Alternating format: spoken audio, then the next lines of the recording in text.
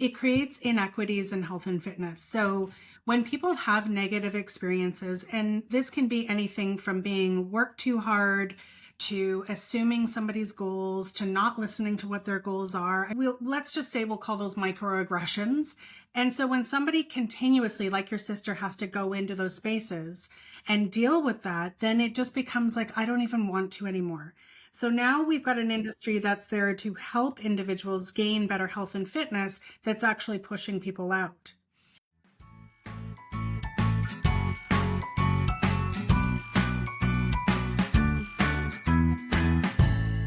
Have you ever walked into a gym and maybe it took a lot of courage and a lot of gumption just to show up? And have you ever walked in and thought, I don't belong, or I don't feel like I belong? Or maybe your interaction with the trainers or the fitness professionals at the gym assume that weight loss is your only goal? We're talking about anti-weight bias today, and my guest is Louise Green, who is a fitness professional and trainer from BC in Canada. And she is leading the charge on anti-weight bias education and training for fitness professionals. And she also does work with people and women who are trying to redefine their relationship with movement. But as you'll hear, we have a really great conversation about how this bias is getting in the way of not just our movement, but enjoying the movement and our relationship with movement. And we really need to focus on how do we feel in our bodies when we're moving them and redefining our why. So there are lots of little nuggets of wisdom here. Louise is a very experienced fitness pro, and I know that this conversation is going to be helpful to anyone, but especially for people who might still be struggling to find their place in the fitness world. Hi, Louise. Welcome to the Midlife Feast. Thanks for having me. I'm excited to be here. I'm really excited for our conversation, but before we dive into that, just take a minute, tell us a little bit about you and who you are and what you do. So by trade, I'm a fitness professional. I became a fitness professional in 2007, and I was in my largest body at that point. I just had my son, and I just wanted to be a fitness professional so badly, but I felt like I really didn't fit. So when I started my career, I made it my business to make sure that not only do people on the other end of the surface feel like they fit, but also fitness professionals can feel like they fit being a fitness professional in this industry. So it's been 17, 18 years now, and I have had just such a great career training people of all shapes and sizes, and now moved into the education realm of training fitness professionals in how to work with people in a size inclusive way. And I'm just really championing that mission that we create more inclusive spaces. Oh my gosh. Well, I definitely love that. I think anybody who listens to the podcast will know that that's very aligned with my work and values. My daughter was born in 2007, so I can always do the math quickly on on what year that is, because she turns 18 in July. But there's a huge gap in not just the representation, but even just the acknowledgement of the lack of representation. Yeah. The conversation around brands, I won't name any, but brands of fitness wear and athleisure that only promote certain bodies. I mean, all of that just reinforces that there's this idea of there's a one way to have a body or a right way to have a body, or there's a look that you need to adhere to if you're going to move in a way that's considered exercise. So I'm very excited to break down all of those stereotypes. But so when we're talking about bias, anti-fat bias, weight bias, some people may not know exactly what that means. They may have heard of it in a healthcare setting, or maybe they've kind of heard those terms. How do you define those? So I define weight bias in a way where there's already a preconceived notion or a perception stereotype about a specific person based on how they look. And so that comes in a big range of ways that we see in the fitness industry. For one, a lot of fitness professionals are trained to, how we're trained is when you see somebody that's in a larger body, the mission is to get them into a smaller body. So right off the bat, that's the education. And it's everywhere in our culture, everywhere. I mean, we only promote smaller bodies when we're talking about beauty and fashion and what it means to be a woman, a good mom, and all those things. Like, it's very often somebody that's in a what we call a normative body. So we don't see and we don't celebrate larger bodied individuals. And so our societal message and our culture in general is pretty riddled in weight bias because we're kind of shoving that aside. Like, let's pretend like that doesn't exist. Mm-hmm. And what you said just at the beginning about when people in a larger body show up to a gym or a class, or they even talk about exercise with a fitness professional, I would say that in my experience, probably at least 80% of the time, the trainer on the other side assumes that, like you said, that weight loss is the goal. My sister, who listens to the podcast, but sporadically, so whenever I talk about her, I feel like I'm like leaving her an Easter egg, but I know that she won't mind me talking about this, but she joined a gym a couple of years ago for her mental health. Two young kids, busy life, was really interested in kind of adding fitness back in. And every time that they rotated new trainers at the gym, she would have to really, kind of advocate and say, like, hey, this isn't my goal. My goal is strength. My goal is time to myself. My goal is my mental health and energy and mood and sleep and all those things. I don't care what the scale is doing. I don't care what's happening there. And often she was met with this like disbelief. Like, wait a minute, what do you mean that you're not trying to lose weight? So it's not even just that there are people out there who probably don't go to a gym because they're worried about facing that. But many of them are probably surprised to see how pervasive it is and that they have to defend. They're like, no, I'm here for all the other reasons, right? And I think it takes a very, confident individual to have to keep fighting for themselves. And it's a lot of labor, right? Like, it's a lot of labor. You go in to have that time to yourself and to, get away from the kids and have your alone time and all the reasons that you just expressed. And then you're met with having to like have this output of labor of like what you're looking for, because you're met with this weight bias that people are making so many assumptions of yourself. And to your point about 80%, that is actually the accurate Really? statistic around. Look at that. Yeah, it is. It's cited as 80% of fitness professionals operate under weight bias. Yeah, I mean, it doesn't surprise me because I feel like most of the conversations that I have where people might be telling me about their experiences relate to that.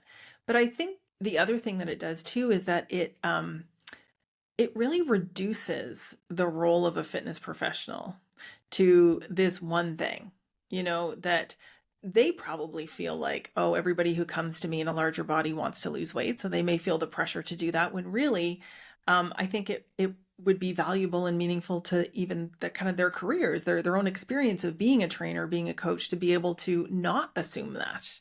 But that Yeah. takes a lot of deprogramming, I'm assuming. Yeah, well, I've now certified probably just over 700 fitness professionals, and I met with so many times people that just are like, oh my God, I didn't know. And so when I talk about the fitness professionals, it's not in a negative way, like, oh, those pieces of trash kind of people. It's not that, Mhm. because we're all living in this society, right? So we're all dealing with this bias perception that's out there. And so a lot of people, it's so normalized that so many people don't realize that it is actually causing harm. Mm-hmm. That is Let's that it's talk about actually that. Let's talk about the harm because yeah. that's the real, like that's what we're really worried about here is the potential harm. So what's going on? So the potential harm is that it creates inequities in health and fitness. So when people have negative experiences, and this can be anything from being worked too hard to assuming somebody's goals to not listening to what their goals are. I mean, I've heard the gamut. I've heard it all. And so let's just say we'll call those microaggressions. And so when somebody continuously, like your sister, has to go into those spaces and deal with that, then it just becomes like, I don't even want to anymore. So now we've got an industry that's there to help individuals gain better health and fitness that's actually pushing people out.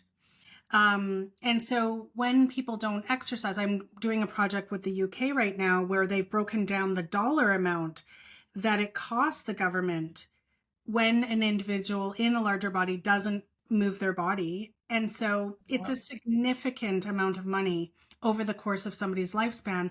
And let's just put money aside for a second. It's more about their longevity of life and their quality of life. I mean, I have some clients at this point that don't have the energy, stamina, or muscles to move their bodies around. So their quality of life shrinks down into this place of, I just stay at home all the time now. And so our industry has to do better. It has to open up the doors to kind of understand the lived experiences of other people and not just project onto our clients what our lived experiences are. So for a lot of fitness professionals, their lived experiences, they've never had a larger body, and therefore they think it's easy to not have one. They think that Yes. they think that, well, I do it. It's easy. Like I just, do my thing and I don't have a larger body. So then there's this perception where the weight bias comes in again. You must be lazy. You must overeat. You must do this. You must do that. And if we can just get you moving and eating less, then you're going to be just like me. Hmm. Which is, it's selling something they can never deliver on. We can't diet and exercise our way into someone else's body, and what works for one person is not going to work for someone else in every possible way. So we're really kind of getting into the meat of, why some of these messages are failing women in all stages of life. But, in midlife, especially, what I find is that it is a time when people start thinking about food and movement differently. And I think that's a great thing. And so sometimes or often, it's the first time that people are exploring a relationship with movement that isn't about weight loss. It's the first time that they're like, oh, I'm actually now thinking about 20 years from now, how I want to move, how I want to maintain my independence. What are some of the other ways that, this anti-diet or this anti-weight bias impacts the relationships with movement, especially for people who maybe are coming into it for the first time or coming back after an unhealthy relationship with movement? Yeah, so that's a lot of my clientele. They come in kind of under this diet culture guise, or they have an awareness that they no longer want to be in that space. So they want to try something new. And I think when you're continuously going into the spaces, as we discussed, that don't operate in an anti-weight or anti-diet culture modality, they're just going to hit the wall and go out the door again. And so that does impact long-term health and frankly, longevity of life. But what often happens is people will turn that weight bias internally. So they start to operate with internalized weight bias, which is kind of that thinking along the lines of there's something wrong with me. And I Yeah. mean, I very much lived that for, my whole 20s. There was something Yeah. wrong with me. I was in and out of Weight Watchers, for over a decade. I felt like a complete failure. It diminished my mental health. It diminished my physical health because I was starving and trying to exercise and tired all the time. It was just very, very negative. And so when people want to move differently and they want to go into a space and do things differently and they're still met with that, it's just going to bounce them out the door. So some of the things that I recommend is just really doing due diligence and your homework. And I want to encourage people to interview trainers. When you're hiring, like there's this kind of analogy that I offer that when we're hiring somebody to like clean the gutters, we do our due diligence. We find out, if there's any reviews online and all of that stuff. But when we're hiring a fitness professional, especially for people in a larger body, there's often this perception that that person knows more than I do because of this hierarchy that we see in fitness professionals, especially with larger bodied individuals. And that's, again, weight bias creeping in the door. It's people, that's internalized weight bias. Clearly that person knows more because they've got the ideal body that I'm trying to achieve, when nobody knows more about you and your body than you. And so it's really important for people to kind of get an idea of what their ideal health and fitness model looks like for them. Yeah. Don't go with what the industry is telling you. Don't go with what society's telling you. Go with what truly you think will be a sustainable practice that feels aligned and joyful with your vision of health and wellness. And once you have that, then you go out and do the due diligence to find that professional. And sometimes you might have to work with somebody online because it might not be readily available in your community, but it's worth it. Yeah. And it's so true. And I think we kind of think that when we're talking to a fitness professional, like you were saying, that they're professionals, that they know better. But there's often this, what feels like a power dynamic, right? Mm-hmm. And, an imbalance in that power dynamic of like, well, I can't ask them or I shouldn't ask them. And if they look the part, there's kind of that false authority that, comes through. And it's like, well, they must know what they're doing because look at their body. But I mean, your body isn't your business card. I say that. I'm sure you say that. And lots of people say that. And we need to stop judging people's value, or judging the relationship that we think we can have with them based on what they look like. Right? Like that's part of letting go of this weight bias Yeah. is, to no longer be looking at what someone looks like, um, as part of our assessment, I guess. The Yeah. In all areas of life, like that's where our own internalized weight bias can be. Well, if that person's in this lean body, then they know more than I do. That power dynamic that you talk about comes from a place of an inside devalue mhm, of being in a larger body. yeah. And I mean, speaking of values, just to kind of tie that in, because we do a lot of work about around that in the midlife feast community, which is, knowing what your values are before you approach anything. So, what is important to you? And just like a vacation, to use an analogy, what I want to do on vacation and what you want to do on vacation are going to be very different based on our values. And so the same is true with philosophies and fitness and how people approach fitness. You want to find somebody who, in some way, doesn't have to be, like a really deep level, but in some way can align with your values. And so if you value flexibility, if you value being outdoors, if you value connection with other people, finding people who can also help you with that, so that they're not offering you, a 60-minute boot camp at 6 a.m. if that's not aligned with your values. Yeah, it's really important for longevity. I mean, if you don't align those values and align with the vision and the practice of the professional, it will be fairly short lived. And if you're working with an individual that doesn't understand the movement patterns, in the certification that I teach, we talk about a lot about the spatial differences that larger bodies take. And one of my least favorite things that we hear often in the fitness industry is good form and bad form. And different bodies take different forms. So if you have a professional that's saying to you, that's not good form, but doesn't understand the spatial differences and how different bodies take form, Right. then they probably are not going to be the right individual. There's a lot of like intricacies of working with different size bodies, even how they fit into equipment, even how the rate of perceived exertion, for example, like when you're moving more mass, it's going to be higher. And so it's really important to know that that person knows what they're doing so that you have a positive experience, so that that creates the intrinsic motivation to Yeah, then create a absolutely. lifestyle.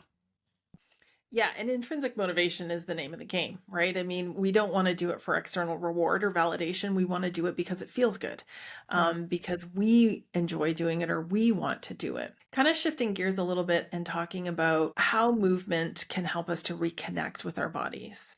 So, people who, I mean, anybody in any size body can experience this. Anybody, especially who has struggled with body image or body dissatisfaction, often feels really disconnected from their body. That relationship has not been on good terms for a long time.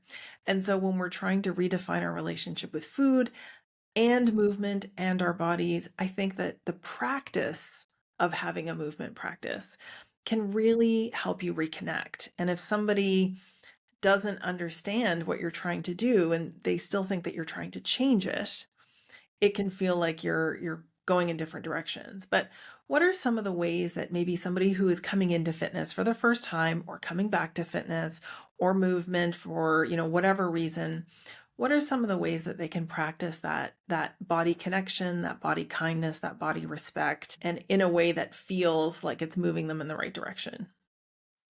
One of the things that we talk about a lot in my coaching programs is self-compassion. And so I still see very often when people come in that I'm behind, I didn't do it as it was prescribed, I didn't. And I want to shift that to I did. Because we tend to focus so much on the negative. And so at the end of each week in the program, we have this weekly reflection where I want to hear about I want to hear about your challenges, but I want to hear about the accomplishments that you see so that we can shift that to focusing on what the body and you did rather than what it didn't. And also, when you're doing any kind of technical exercise, particularly, I'll use weightlifting for an example because that's my passion. You really do need to think about what your body's doing when you're doing it, particularly if your loads get a little heavier over time. You have to, it forces that mind body connection Yeah. to, and quite literally, the brain signaling to the proprioceptors that's like literally happening in your body that there is no other choice but to connect to your body.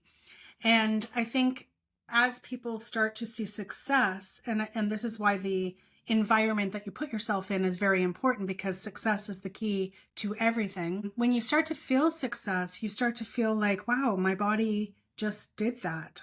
I'm how many times do I hear, I can't believe that my body is doing this? Yeah. And that's when we start to really connect that the body is quite miraculous. It does do what we kind of put in front of it. It shows up most always. It's more the mind that is taking it down.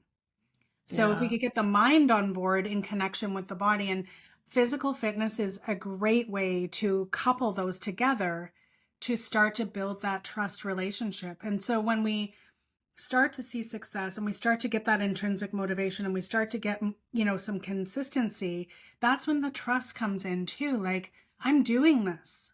I'm actually doing this. And I'm starting to feel proud of what my body can do. And it's no longer about what it looks like. It's about what it's showing up and doing for me. One of the things that I love watching or seeing in people when they're changing their relationship with food and they're moving away from restriction and control and avoiding foods is the playful curiosity of what do I actually like? Oh my gosh, I don't have to follow these rules anymore. Do I actually like this food? Do I not like this food? And I think that just that experience of being able to I call it leading with satisfaction with food, but with movement, leading with like if all movement counts and if all movement fits and I can choose what I enjoy, it's a game changer, right? People discover that they, don't love whatever it was they've been trying to do for the last 5 years, but they do love this new fun thing that they're trying. And it just makes it so much more accessible. If we're talking about accessibility, you don't have to go to a gym. You don't have to have equipment for movement to quote unquote count. Yeah. I often talk about fitness idealism, just like beauty idealism. There's a fitness idealism that's out there, and it's running and it's CrossFit and it's gyms, and it doesn't have to be any of that. Yeah. Just like healthy doesn't have to include a salad, but it can, but it doesn't Yeah, have to. it doesn't have There's to. it doesn't have to. If you don't like it, you don't have to eat salad. And so how do you, incorporate this philosophy of finding joy in movement? And how do you convince people? And I'm saying this because often the hardest thing for people to overcome or the hardest thing for people to separate is weight and health. And Hmm. so when people are working towards adding in movement or trying to get back into movement, how do you convince them to do it for reasons other than weight loss? How do you convince them to, or persuade them, I guess might be a better word, that it's worth it, even if the scale doesn't change, that it's worth it? Well, we talk a lot about different benchmarks. So, I think people do want to see some kind of a benchmark, particularly in my programs when we're doing like a progressive 12-week weightlifting program. So, we talk about different benchmarks, and we always talk about how how much strength people are gaining, how much they feel better in their body, how they're sleeping better, how it's reducing their Yeah. stress. For some people that are on medications, it's sometimes reducing their medications. I mean, there's a whole, list of ways that we can measure things in different ways. But I still have a lot of the time people say, I know I shouldn't, but I still am waiting for the scale to change. Mhm. And it's such an unlearning and an unpacking that no 12-week program or, even 6-month program is probably going to do. It's kind of like this ongoing work that we do.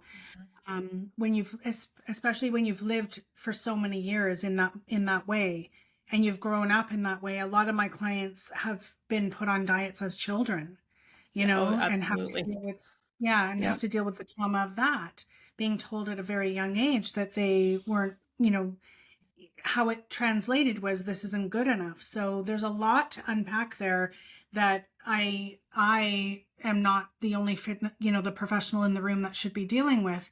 But so it's about finding joy and also finding other benchmarks and really doing the work behind unpacking all of that stuff that we've had to, deal with all our lives. So particularly if you grew up in the 80s, 90s, you Yep. know, Jane Fonda. Yep. really like Weight Watchers was at its height. Um, and, I had a mother that was dieting my whole life, who I didn't perceive and still don't perceive as being in a larger body. Yeah.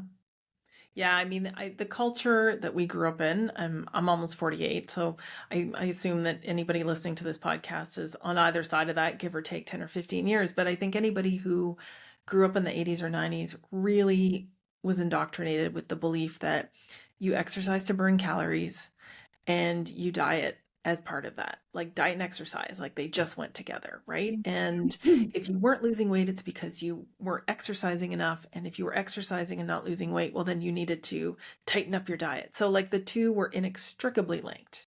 Yeah. And so, for anybody who's listening who thinks that it's impossible to separate them, or I had a really interesting story that I'm actually going to share from last week. Somebody rediscovered that they actually like movement. But for years, amongst their friends, they were known as the person who hates exercise, the person who hates any kind of movement, hates to get sweaty, hates to go on hikes, hates to do this.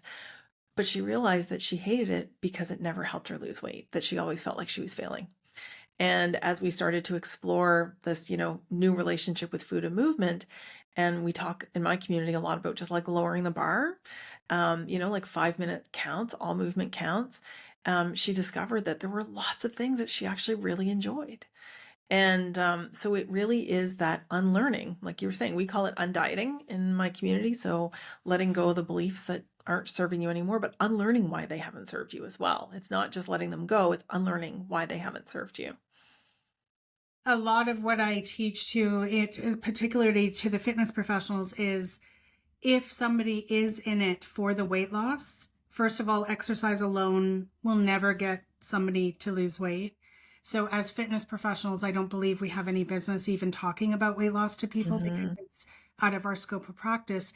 But it's also the first way that people derail their exercise, is Yeah. because it doesn't equate to weight loss, and it never will unless you're in a restrictive eating plan, which we have Yeah. no business prescribing in the first place. So if we are in that place of, and often what happens with me when I lift weights is I gain weight.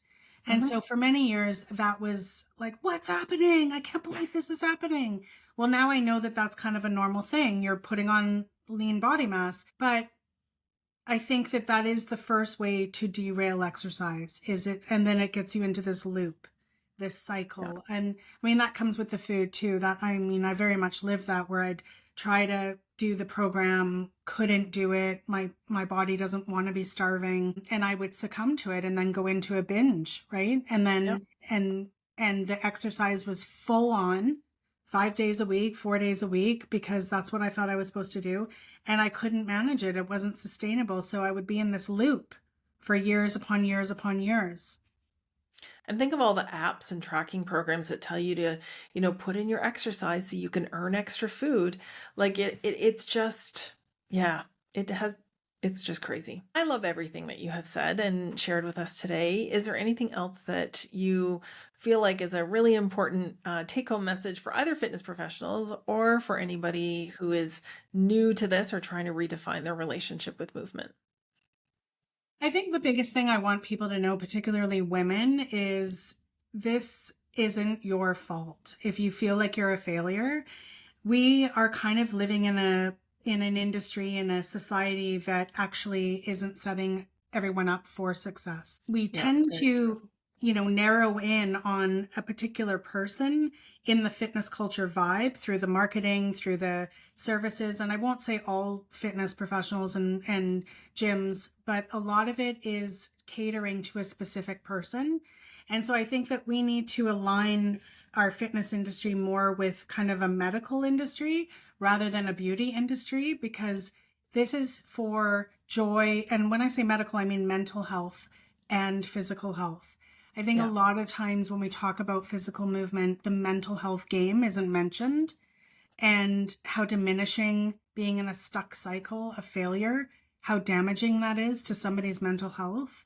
That is Yeah. never discussed. So I just want people to know that you're often in a realm of where success isn't even possible. And I know for myself, I blamed myself for that for many years. That's an excellent, excellent point, and thank you for bringing that up. I always ask my guests, what do you think is the missing ingredient in midlife? The missing ingredient in midlife, I think we need to celebrate women in midlife more. We need to see Yes. more women in midlife in advertising. I mean, if you look at some statistics, women in midlife are at their most powerful position. Kids Mhm. are kind of getting older. We're, leaning into more expert status in our careers. We're opening up more freedom. It's a very, very powerful point of life. And I think that there's this kind of peak where then women start to, in the media's eyes and societal eyes, become kind of like invisible and kind of like not relevant. And I think that that couldn't be further from the truth. So the missing ingredient for me is just more celebration of women in midlife. I'm here for it. I love it. If people want to learn more about you, where can they find you, Louise? They can find me at bigfitgirl.com, or Instagram is where I spend a lot of my time, Louise Green _ bigfitgirl. Amazing. And we'll have the links in the show notes too. Thank you so much for joining Yeah. us today. Thank you so much. And if you enjoyed this episode and found it helpful, please consider leaving a review or subscribing because it helps other women just like you find us and feel supported in midlife.